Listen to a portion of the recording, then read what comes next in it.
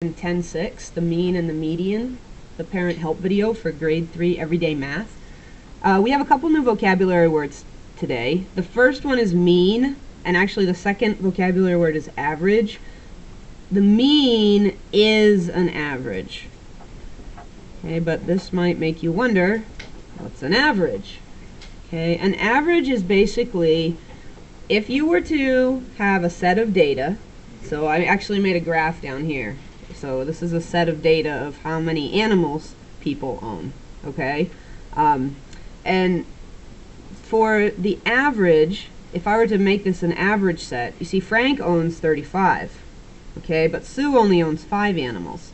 So they own different numbers, but the average, if I were to make an average, it would be like taking all of these animals together, putting them in one pile, so like removing them from the graph, putting them in one pile, and then splitting them up with each other evenly. So it's an equal, would be kind of like an equal share, okay, of the whole, an equal share of the whole set. So if everybody were to get an equal share of the whole set, the number of, let's say, animals in the equal share would be what's called the average. Okay, so the average or the mean, okay, now this isn't like you're being mean to someone, or the teacher's mean because she makes you find the average, all right? This mean means average, okay? So it's kind of unique because this word, so far you've been used to having this word mean in meaning, or mean in someone was mean to me. Now it means average. It means the one number that if we took all the numbers off the graph and put them in a big pile, so okay, so we piled all those numbers up over here, and let's say those are all the numbers, okay, and then we spread them out evenly between everyone, among everyone, then they would get the same number. And actually we're going to do that today. That's the number, that's how I'm going to show you today to find the mean.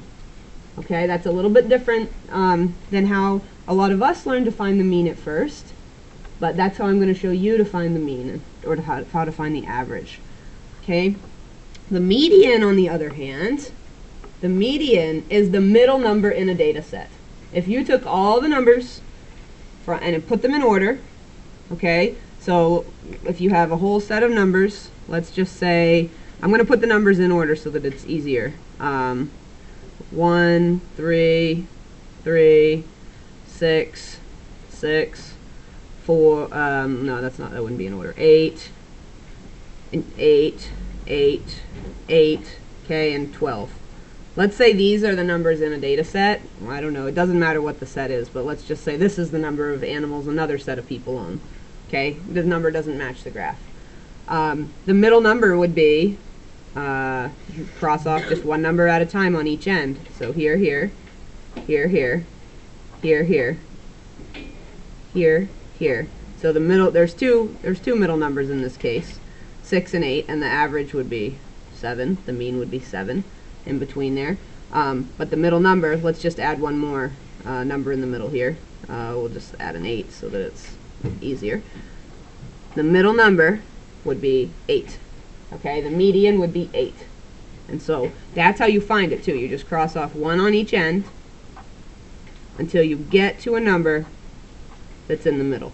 Alright, and in this case 8 was in the middle.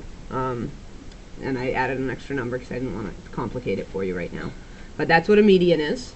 Okay, so the mean is if we took all these numbers, jumbled them up, and then split them out among everybody. That would be the number that everybody got if it was equal. Okay, and the median is if we put all the numbers in a data set in order, that very middle number that we would find. Okay, the one piece we have to remember is we have to put the numbers in order. Okay, if all these numbers are just a hodgepodge, we can't like put 12, 3, 8, 6, and then say, you know, whatever, 8, and put it all together, and then say, well, whatever's here is the middle number. It might be the same, it might not be. Okay, so you have to, you can't, if it's all mixed up like that, you have to put it in order first before you can actually find the median. Alright? The other thing that we look at today, so those are the 3 vocabulary words. We want kids to be able to put these whole numbers in order. So if it's all mixed up, we want them to put it in order.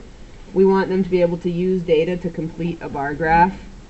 So it might, I have this bar graph completed, but if the kids saw a set of data for Joe, John, Sue, Billy, and Frank here, and each one of these squares I just made equal 5. All right, they might equal 1, they might equal 2, they might equal 10. Depends, but it should say, or you should note it, what it equals. The data set might say, let's see, Joe has 25 animals, John has 30, Sue has 5, Billy has 10, and Frank has 35. We'd want the kids to be able to take this set of data and create a bar graph out of it by saying, well, okay, I know that Joe has 25, so 5, 10, 15, 20, 25, and make a graph like that. Okay, so we want kids to be able to do that. And then we also want them to be able to use these graphs to ask and answer questions. So does Joe or Sue have more animals? How many more animals does Billy have than Sue? That sort of thing. And as far as finding the mean, this is also on the home link, but this is a great way to do it. The home link says to use pennies. I'm just going to use these little wooden cubes to make it a little bit easier to show you on the graph that I've drawn. Pennies would not fit very well on here, but this is what you're going to do if you want to find the mean, and you don't want, let's say you don't want to try to find an average or try to do any addition and dividing out, because we haven't actually, gotten quite that far yet with this. So I'm going to finish putting them on the graph here. And then, let's see, I need 2 more. So I'm going to put those right here by Billy.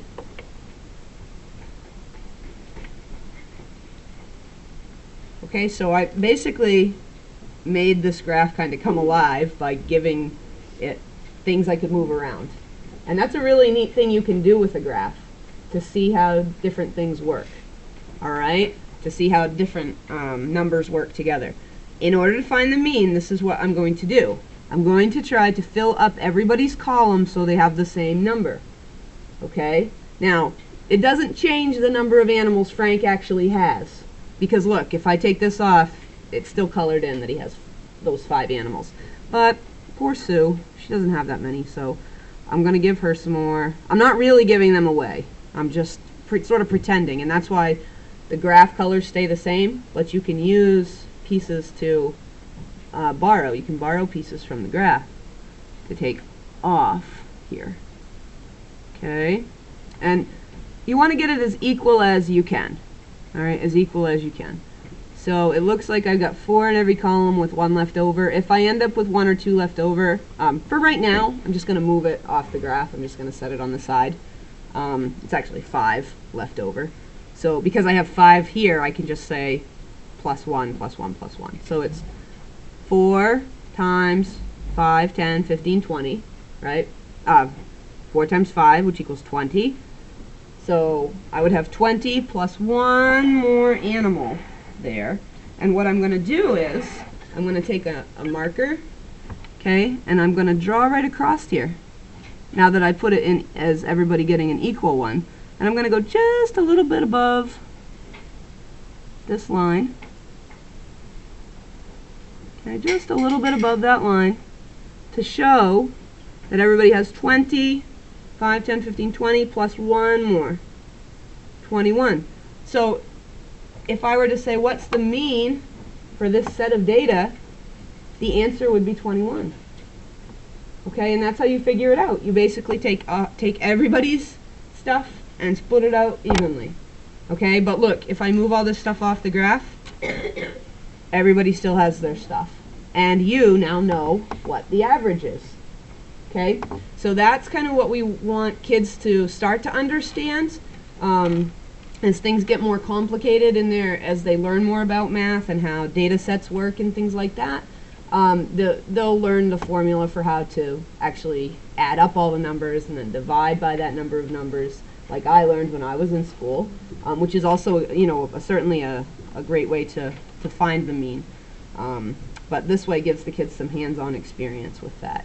As far as how you can help at home, if you have any opportunities to use the vocabulary word as it relates to math, of mean or average or median, you might not have too much opportunity to use the word median, but if you could create an opportunity for that, if you have a data set that you're looking at, if you have or create just even something simple, if there's something at your house that you can use to create a set of numbers for kids to get that experience working with.